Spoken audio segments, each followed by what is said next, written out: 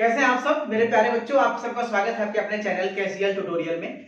आज हम डिस्कस करेंगे इंस्ट्रूमेंटल एनालिसिस। पढ़ रहे थे बी फार्मा फाइनल ईयर यानी 7th सेमेस्टर की बात चल रही थी और यूनिट नंबर 3 चल रहा था क्रोमेटोग्राफी। इसके पहले क्लासेस में लोगों ने प्रिंसिपल, क्लासिफिकेशन, थ्योरी, आगे चीज को समझ लिया था।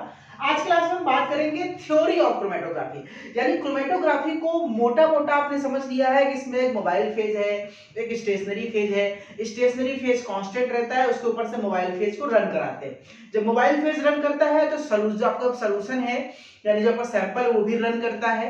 वो जिस हिसाब से रन करता है उसका इल्यूशन रेट निकाल करके हम कैलकुलेट कर सकते हैं क्वांटिटी क्या है, कंपाउंड का नेचर क्या है, ये सब हम पता कर सकते हैं अलग अलग तरीके से। लेकिन ये कैसे रन करता है, कैसे काम करता है, उसको एक्सप्लेन करने के लिए दो थ्योरी दी गई है। हमारा टॉपिक है थ्योरी ऑफ क्रोमेटोग्राफी, यानी heading theory of chromatography. There are basically two theory to explain the technique of chromatography. The first one is the plate theory and the second one is the rate theory. दोनों के बारे में बात करेंगे हम लोग कि प्लेट थ्योरी क्या है और रेट थ्योरी क्या है। तो डायरेक्ट पहली हेडिंग प्लेट थ्योरी। देखिए प्लेट थ्योरी एक साइंटिस्ट थे मार्टिन एंड सिंजे, दोनों फ्रेंड्स यानी दोनों साइंटिस्ट ने ये एक थ्योरी डिस्कवर किया था कि प्लेट थ्योरी क्या है। तो मार्टिन और सिंजे ने कहा कि जो कॉलम्स होते हैं ना मेरे दोस्तों, उन्होंने कहा मार्टिन सिंजे ने कि जो हमारे हम जो स्टेशनरी फेज लेते हैं, ध्यान समझिएगा दोस्तों। जैसे मान लीजिए हमारा कोई स्टेशनरी फेज है, ठीक है, और यहां से इस स्टेशनरी फेज से हमारा जो यहाँ ये स्टेशनरी फेज हो गया कोई भी सैंपल, और यहां से हम जो मोबाइल फेज रन कराते हैं तो ये मोबाइल फेज यहां से पास होते होते होते होते यहां से बाहर निकलता है, और जो बाहर निकलता है इसी को इल्यूट कहते हैं। ये तो क्लियर हो गया कॉन्सेप्ट। तो उन्होंने कहा ये इतना सिंपल नहीं है कि मोबाइल फेज यहां से डाला और खिसकते खिसकते खिसकते बाहर आ गया। उन्होंने कहा ये जो मोबाइल फेज इस यहां से बाहर निकलता है, एक्चुअल में जब इसको आप जूम करेंगे तो आप देखेंगे कि जो मोबाइल फेज पार्टिकल है पहले यहां से यहां, फिर यहां से यहां, फिर यहां से यहां, फिर यहां से यहां, ऐसे करते करते कई छोटे छोटे कॉलम से पास होता है फिर बाहर निकलता है। उन्होंने कहा ये जो छोटे छोटे कॉलम यानी जो छोटे छोटे सेगमेंट से पास होता है इनको थ्योरेटिकल प्लेट्स कहते हैं। यानी इनका कहना यह है कि जैसा कि आप समझ रहे हैं कि यहां से डाला और यहां से निकल गया, एक्चुअल में ऐसा नहीं है। एक्चुअल में से कई कमरों से होकर गुजरना होता है। ठीक है, इसको इस तरह समझिए, इसमें आपसे कहूं कि आप किसी एक बिल्डिंग के एंट्री पॉइंट से घुसते हैं और एग्जिट पॉइंट से निकलते हैं, तो हम ये कह सकते हैं भैया कि होटल में एंट्री किया और होटल से एग्जिट किया। लेकिन एक्चुअल में उनका कहना है कि इतना ऐसे सिंपल नहीं है। आप होटल के अंदर एंट्री करेंगे तो पहले उसके हॉल में जाएंगे, फिर रिसेप्शन जाएंगे, फिर रूम में जाएंगे, फिर करते करते कई रूम को क्रॉस करते करते करते फिर एग्जिट करेंगे। यानी कि होटल में घुसना और निकलना एक प्रोसेस हो गया। और एक्चुअल में देखा जाए तो अगर होटल में घुसते हैं तो उसमें कई छोटे छोटे कमरे होते हैं, उन कमरों को पार करते हुए बाहर निकलते हैं।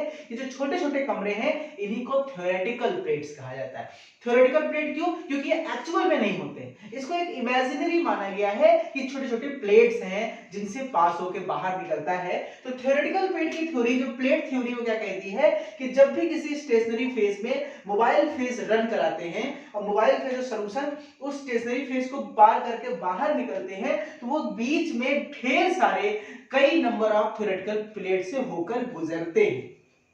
और जितना ज्यादा थ्योरेटिकल प्लेट्स बनेंगी, जितना ज्यादा, भाई मान लीजिए हमने कहा जितना ज्यादा नंबर ऑफ थ्योरेटिकल प्लेट्स बनेंगी उतना ज्यादा टाइम लगेगा सॉल्यूट को बाहर निकलने में। भाई होटल से एक कमरे से, होटल के अंदर से बाहर जाने के बीच में आपने 5 कमरे कवर किए और एक केस में आपने बीच में 10 कमरे कवर किए, तो 10 कमरे वाले में आप ज्यादा देर में निकलेंगे और 5 को जल्दी निकल जाएंगे। तो इल्यूशन टाइम जितना नंबर ऑफ थ्योरेटिकल प्लेट ज्यादा होगा इल्यूशन टाइम उतना ही ज्यादा होगा।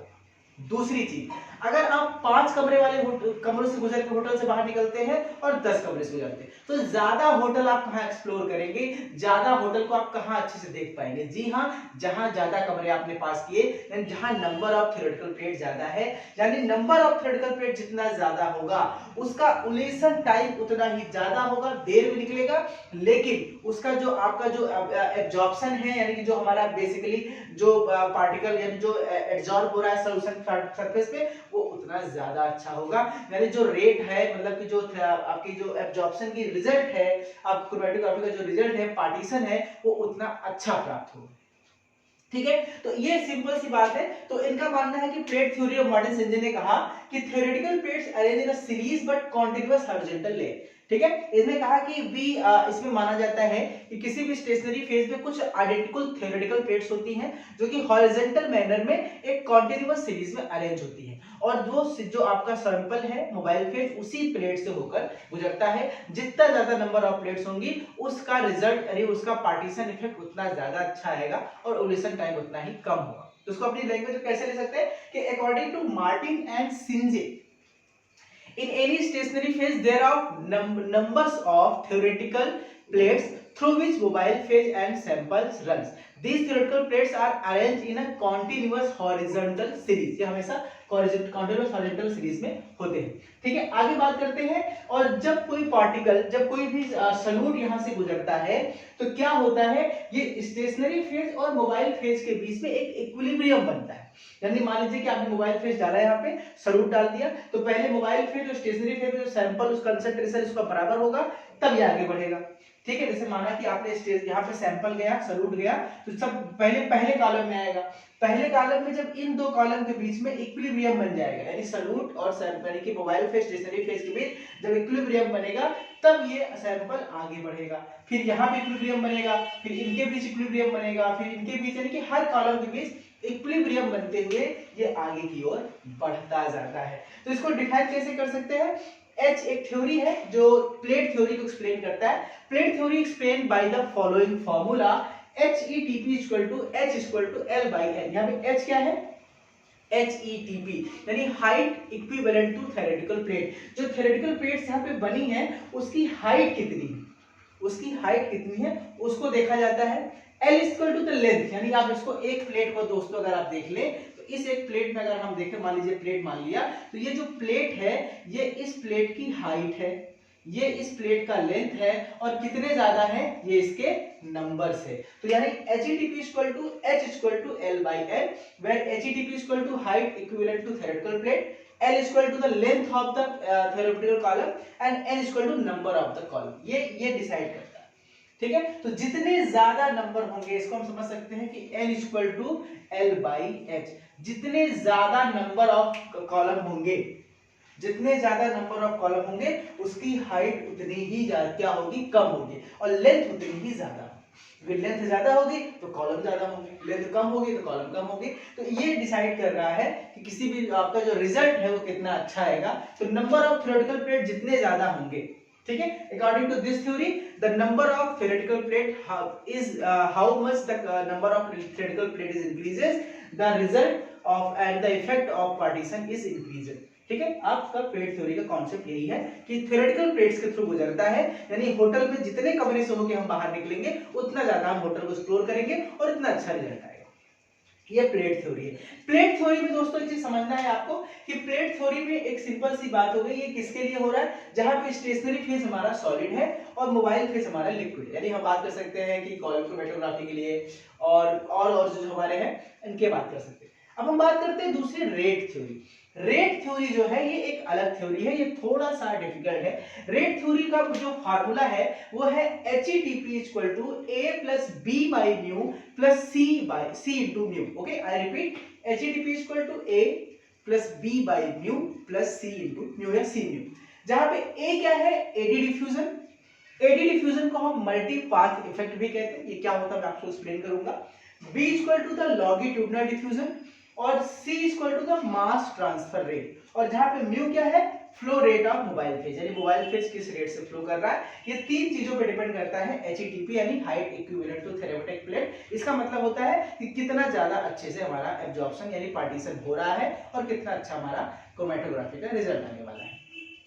ठीक है, अब इसमें समझते हैं कि तीन चीजें क्या है, एडी डिफ्यूजन क्या है, लॉन्गिट्यूडिनल डिफ्यूजन क्या है और मास ट्रांसफर क्या है। देखिए, एडी डिफ्यूजन को हम मल्टी पाथ इफेक्ट भी कहते हैं। मान लीजिए कि हमारे पास कोई एक ऐसा कॉलम है, कोई एक ऐसा स्टेशनरी फेज है जिसमें हमारे ढेर सारे छोटे बड़े अलग अलग प्रकार के कई प्रकार के पार्टिकल्स जो है वो यहाँ पे भरे हुए, किसके पास भरे हुए हैं, ये स्टेशनरी फेज के जो पार्टिकल्स हैं वो यहाँ पे भरे हुए हैं, कुछ छोटे हैं कुछ बड़े हैं, और हमने यहाँ पे तीन प्रकार के सैंपल रखा, A B और C, तीन प्रकार के सैंपल रखा। अब ये क्या होता है, एडी डिफ्यूजन।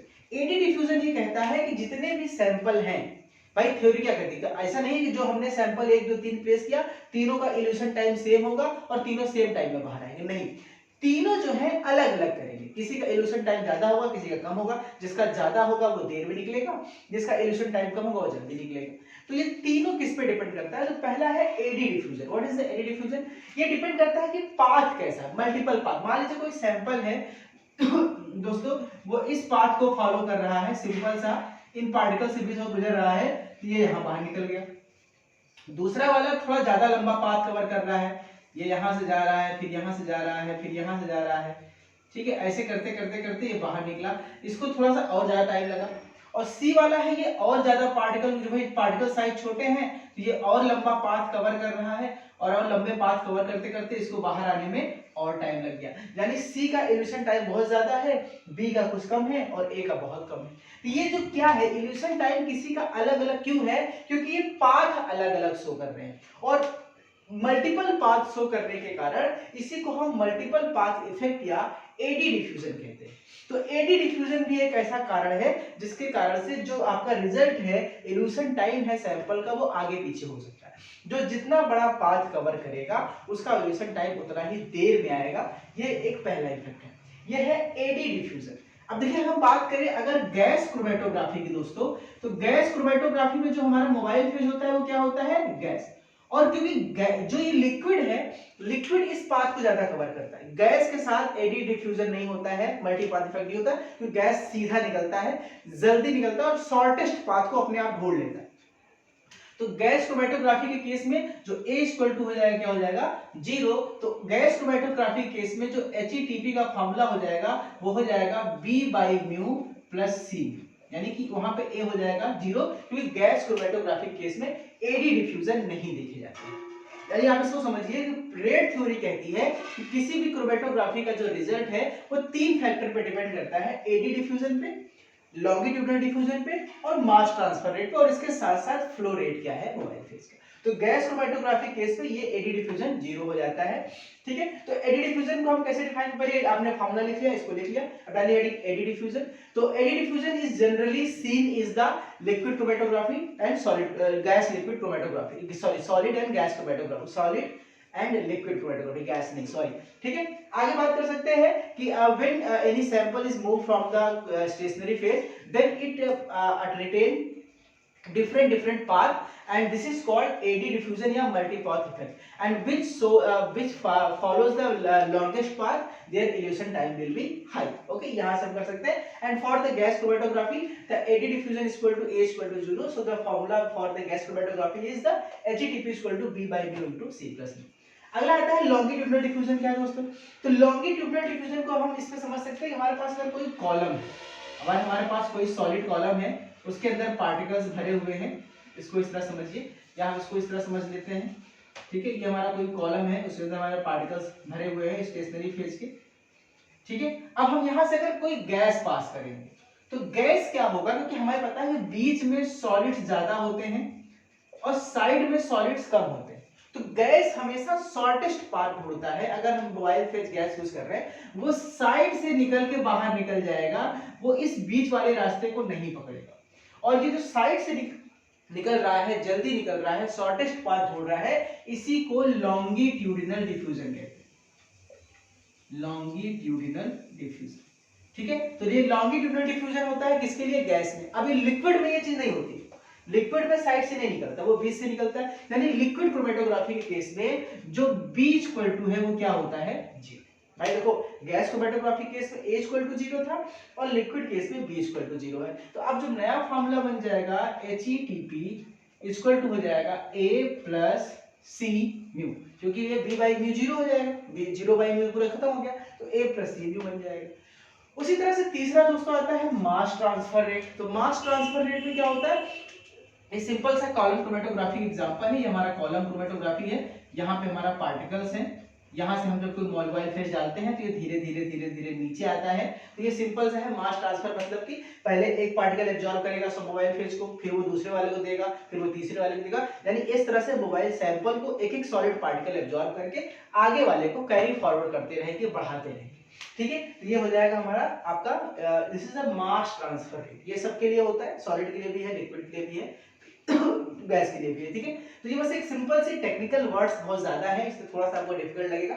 वीडियो एक बार दो बार देख लीजिएगा, आपको कॉन्सेप्ट क्लियर हो जाएगा। बस इसको एज इट इज कॉपी में लिख लीजिएगा, बस ऐसा बना लीजिएगा। मास ट्रांसफर रेट, लॉन्गिट्यूड डिफ्यूजन, इसको एज दो लाइन लिख लीजिएगा इसके बारे में, और ये सिंपल सा ऐसे ही बना लीजिएगा। थ्योरी एग्जाम में बहुत कम बार पूछा गया है, लेकिन अगर आपसे पूछता है तो आप इस टॉपिक को यहाँ पे इस तरह से फिनिश कीजिएगा, ठीक है। मिलते हैं आपसे नेक्स्ट क्लास में एक नए टॉपिक के साथ, एक नए चैप्टर के साथ। तब तक पढ़ते रहिए, लिखते रहिए, मस्त रहिए। भारत माता की जय।